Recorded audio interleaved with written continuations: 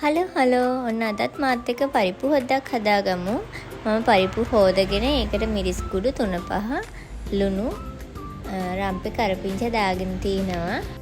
කලින් රතු වල හොද්දක් හදාගත්තනේ. අද පරිප්පු හොද්දක් හදාගමු. මේ ටික ඔක්කොම එකට දාලා මික්ස් කරලා ලිපේ තියලා මම මේක මුලින් ලිපේ තියන්නේ වතුර දාලා ඊට පස්සේ පරිප්පු තැඹුණාට පස්සේ තමයි මේ කිරි දාන්නේ. මිටි කිරි දාන්නේ මම.